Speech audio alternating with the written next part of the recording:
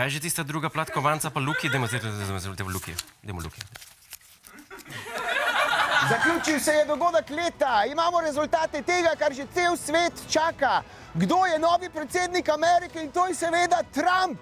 ZDA, ZDA, ZDA. Še dobro pa, da imam prijatelja, politologa Klemna Balanča, ki seveda svoji babici Zinki vsako nedeljo razlaga, kako potekajo ameriške volitve. Klemen, pozdravljen! Luka! Klemen, ti si politolog in če znaš svoji babici razložiti, mislim, da boš znal tudi nam vsem, da bomo mi razumeli. Kaj jaz ne razumem. Zmagal je Trump. Kaj to pomeni za Ameriko, za svet in za Slovenijo? Ja, nihče si verjetno ni mislil 4 leta nazaj, da lahko Trump ponovi ta dosežek, ampak mu je uspelo. Uspelo mu je predvsem z glasovi bolj podeželskih zveznih držav, tistih, ki imajo negativne izkušnje s priseljenci. To je bila tista glavna tema njegove kampanje. Se pravi, zmagal je z glasovi kmetov, ki ne marajo tujcev. Tudi. In z glasovi tistih Američanov, ki ne marajo demokratov. Po eni strani, demokrati so vodili kampanjo proti Trumpu. Veliko njihovih volivcev je volilo za demokrate, zato da ne bi Trump zmagal, ampak na drugi strani je bilo enako. Nekaterim je Trump všeč, drugim pa ni tako všeč, so jim pa demokrati všeč manj in je bil tudi na nek način protestni glas proti demokratom. 8 let nazaj se ni uspelo zares reformirati po tistem porazu, mogoče pa je zdaj za njih to dobra priložnost. Tako nekako iz zavida torej. Samo zato, da navte bomo mi ta druge volili. Ja, to je teorija volilnega vedenja, pravi, da določen delež ljudi glasuje na volitvah skladno s tem, na katero družbeno skupino so jezni. Jeza je tako močno čustvo, ki povezuje ljudi, včasih bolj kot ljubezen. Res je. Jeza povezuje, jeza! Torej, Američani imajo zdaj Trumpa. Kaj pa to pomeni za nas, za Slovenijo? Ja, zdaj smo v kar malo neugodni poziciji. Pri Trumpu ne vemo točno, kaj se bo zgodilo. Pravi, da bi lahko Amerika šla iz NATO. Če bo ostala v NATO, bo zagotovo bojo obrambni izdatki evropskih držav se povečali, ker bo Trump to zahteval. Verjetno bo konec vojne v Ukrajini, ker bo Trump zaprl pipco, prenehal z vojaško pomočjo in Rusi bodo na tak način tam zmagali. Zdaj, če gre pa iz NATO, pa to pomeni, da bo tudi Evropa začela več denarja dajati za vojsko. Mogoče bojo celo Volkswagen reševali na tak način, da bojo namesto avtov sedaj delali tanke, ko se Evropa ne bo več mogla zanesti na ZDA za obrambo, ampak bo mogla postati nekako samozadostna na tem področju. Več denarja za vojsko v Evropi pomeni več denarja za vojsko v Sloveniji. Šarc bo končno prišel na svoj račun. A ne, on je zdaj v parlamentu v Evropi, tako da ne bo več denarja za resničnostne šove.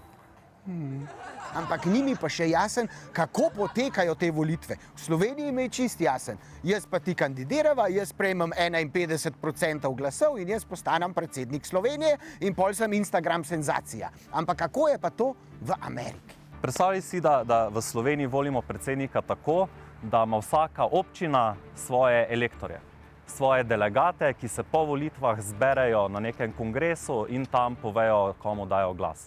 Zdaj, ti elektori so pa vezani na rezultat, kot je bil v občini. Se pravi, če ima Ljubljana recimo 50 elektorskih glasov in v Ljubljani zmaga kandidat A, potem teh 50 elektorjev da glas kandidatu A. V Hodošu je pa zmagal kandidat B, Hodoš najmanjša slovenska občina. Hodoš ima pa en elektorski glas. Zdaj, kje nastane težava? Hodoš ima 1000 prebivalcev in en elektorski glas. Ljubljana ima pa 200 000 prebivalcev, pa 50 elektorskih glasov. Kar pomeni, da za elektorjem, za delegatom iz Hodoša stoji 1000 ljudi, za delegatom iz Ljubljane pa stoji 4000 ljudi. In nek kandidat lahko zmaga Ljubljano za 50 000 glasov, ampak če je ta in kandidat A dobi njihove glasove, če pa je kandidat B v 50 malih občinah zmagal za 100, 200, 300 glasovi, pa bo dobil enako število delegatov, če ima teh 50 malih občin enega, kot kandidat v Ljubljani. In to se dogaja v Ameriki, da včasih, kot se je 2016, Hillary Clinton je dobila večino vseh glasov, ampak Trump je dobil največ teh elektorskih glasov od delegatov. In to se je videlo pri njegovi volilni kampanji. On je nagovarjal zelo tako agresivno retoriko, radikalno je nagovarjal predvsem te bolj podeželske kraje, podeželske volivce, ki ne marajo migrantov, da so volili za njega in je na račun njihovih glasov v bistvu dobil toliko elektronskih glasov, kot jih je. Se pravi, v bistvu, če kle zdaj potegnem črto v tem, kar si mi povedal, kmetje določajo, kdo bo predsednik ZDA. Ja, pa ne. Ustanovni očetje so si zamislili malo drugačno demokracijo, kot jo poznamo v Sloveniji. Njih je skrbelo 250 let nazaj, da bi lahko prišel nek populist, ki bi nagovarjal ta najnižja čustva neukih ljudi in ti ljudje bi potem množično volili za nekega kandidata, ki bi bil slab za ameriško državo. Zato so uvedli to varovalko, elektorski količ, da bi preprečili, da če je volja ljudstva napačna, da zmaga napačni kandidat.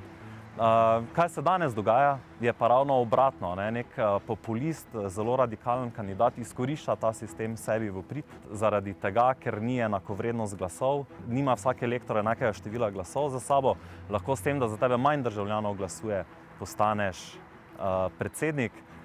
Tako da ja, glede na to, katere zvezne države se recimo ta kmečki srednji del ZDA je zelo republikanski in ja, takrat, ko je republikanski predsednik, so ga izvolili ameriški kmetje. Kadar je pa demokratski, pa ti ameriški kmetje niso imeli dovolj glasov. Tako da ni vse na kmetih.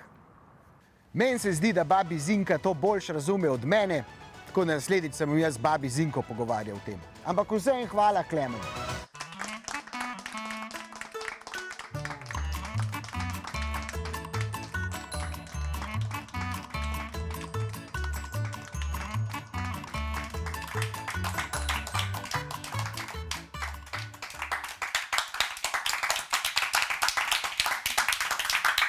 A ste poznali ta life hack? Ta trik, ker če si tako držiš cel prispevek, pa če mižiš, ne vidiš in ne slišiš Luke. Life tako lepši.